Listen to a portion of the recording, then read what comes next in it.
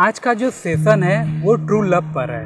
Love की जब बात होती है तो लोगों के माइंड में एक लड़का या लड़की का ही ख्याल आता है। एक्चुअल में ट्रू लव है क्या, आइए बात करते हैं। आप किस ट्रू लव की बात कर रहे हैं? जो हमारे अंदर है या हम बाहर किसी पर्सन में ढूंढ रहे हैं? मतलब हम नहीं समझे। यही तो प्रॉब्लम है।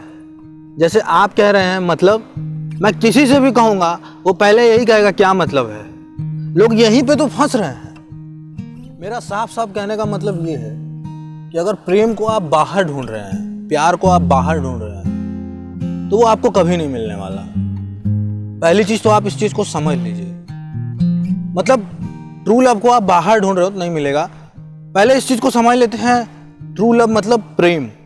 प्रेम शब्द से ही प्यार या वास्तविक प्यार, सच्चे प्रेम या ट्रू लव की उत्पत्ति हुई है। प्रेम का मतलब होता है परम।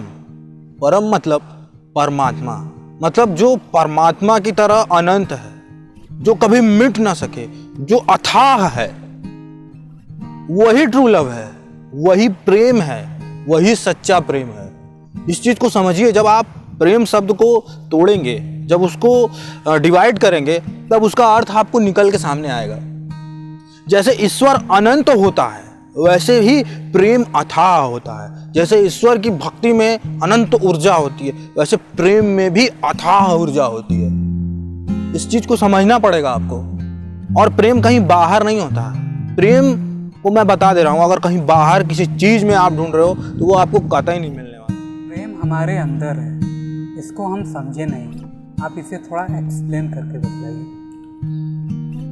प्रेम या स्वभाव, वो सब हमारे अंदर है। और पहले किसी भी चीज के लिए या किसी भी इंसान के लिए वो सबसे पहले हमारे अंदर से जनरेट होता है। इस चीज को समझने की कोशिश कोई नहीं करता। और इस प्रेम में ना कोई एक्सपेक्टेशन होती है, ना कोई उम्मीद होती है, ना किसी से कोई वांट्स होता है।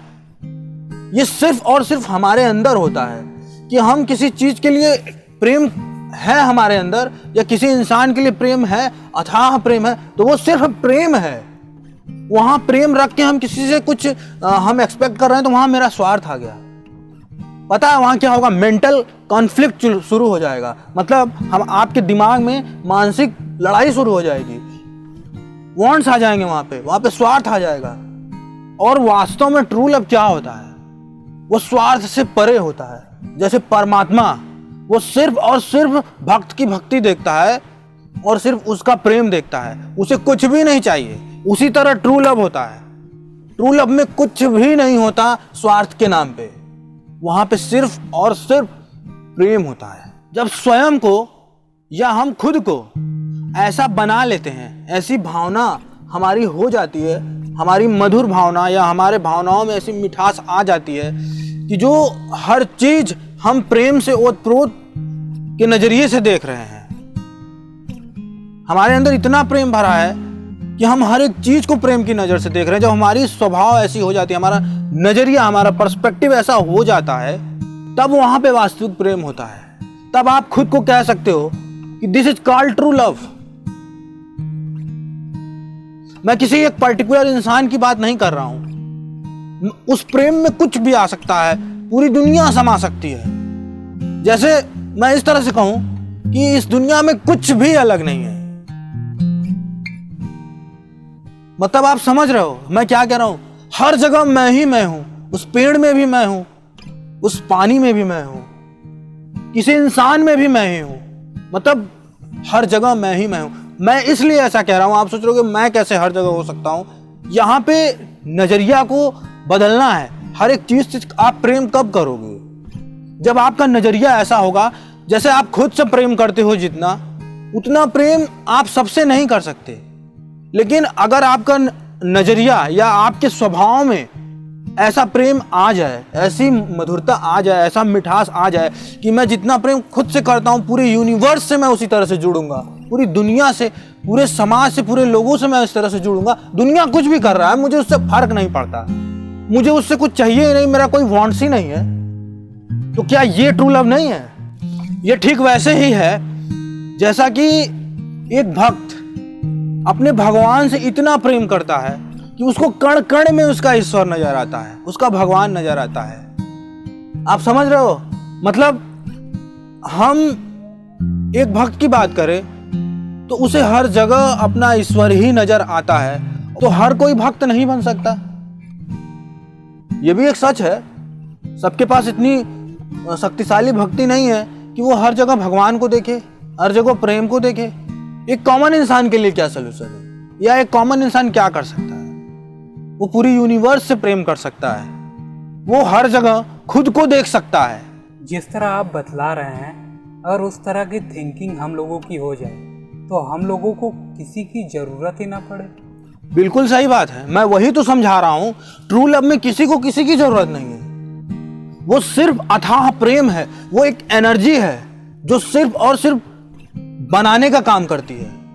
अगर उस एनर्जी को आप गलत जगह यूज करेंगे तो वो प्रॉब्लम आपके लिए है। मैं क्या कह रहा हूं कि अथाह प्रेम मतलब क्या है? वो एनर्जी से भरा हुआ है। आप हर चीज को प्यार की नजर से देख रहे हो, मतलब हर चीज को ऑब्जर्व कर रहे हो। यार कितना सुंदर है। आप कभी पानी के बहाव को देखो, आप कभी हिलते हुए पत्ते को देखो और उसमें प्रेम को देखने की कोशिश करो, तब आपको रियलिटी दिखेगी। तब आप क्या है पता है, नेचर से प्रेम करो, आप नेचर से जुड़ रहे हो, तो वहां पे भी आप खुद को अनुभव कर रहे हो। आप किसी नदी को बहते हुए उसकी लहर को देख रहे हो और उसको देख के खुश हो रहे हो। आप किसी पेड़ के पत्ते को हिलते हुए देख रहे हो, उस हवा को महसूस कर रहे हो, और वहां पे भी आप नेचर से जुड़ रहे हो, नेचर से प्रेम कर रहे हो। और वो प्रेम जहां कोई स्वार्थ नहीं है, क्या ये ट्रू लव नहीं है? क्या किसी लड़की से ही प्यार करना ट्रू लव है, जहां पे बहुत सारे एक्सपेक्टेशन हो? मतलब ट्रू लव वे है जहाँ किसी से कोई वांट्स ना हो, कोई उम्मीद ना हो, कोई से कोई एक्सपेक्टेशन ना हो।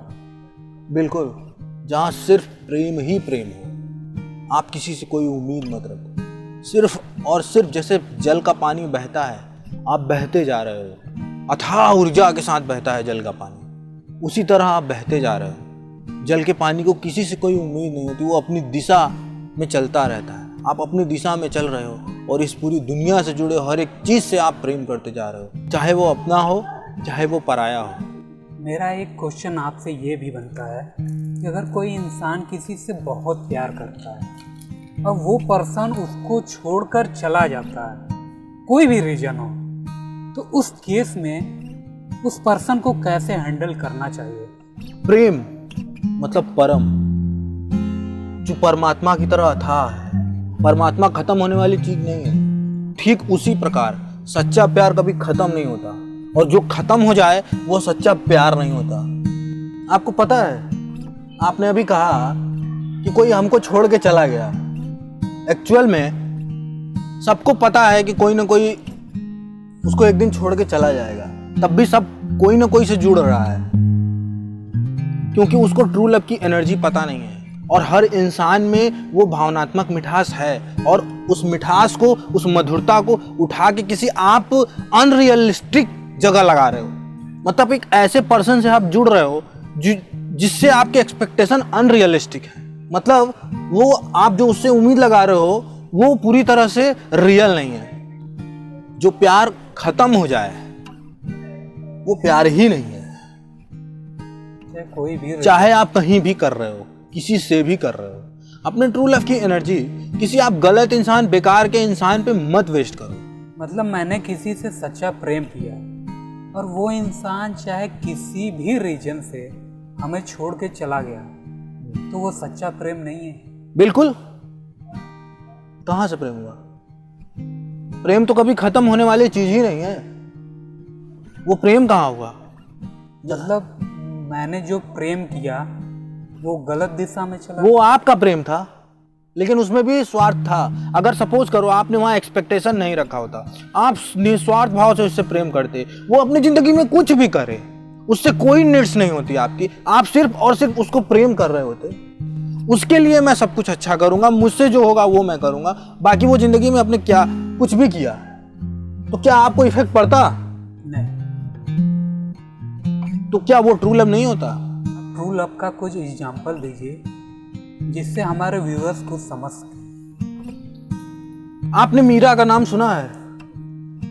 मीरा जब से भक्ति करना शुरू की, वो कृष्ण को अपना पति मानने लगी। भगवान कृष्ण को अपना पति के रूप में वो मानती थी और उनकी भक्ति भी करती थी। तो उन्होंने प्रेम सिर्फ और सिर्फ भगवान श्री कृष्ण से किया। उनकी शादी हुई, उनके पति का देहांत हो गया था और वो महाराणा कुंभा के पुत्र वधू थी, मेवाड़ का जो राजा था। वहां पे देखने वाली, सीख लेने वाली चीज ये है कि उन्होंने अपने वास्तविक प्रेम को परमात्मा में लगाया था। ठीक है, उनका पति मरा, उनको इस बात से कोई फर्क नहीं इतना पड़ा, क्योंकि वो वास्तविक प्रेम कहीं और करती थी। और वास्तव में वो क्या बनी, वो प्रेम करते करते, उस समय उनको कोई नहीं जानता था, लेकिन वो प्रेम की एनर्जी उनको क्या बना दी। मीरा।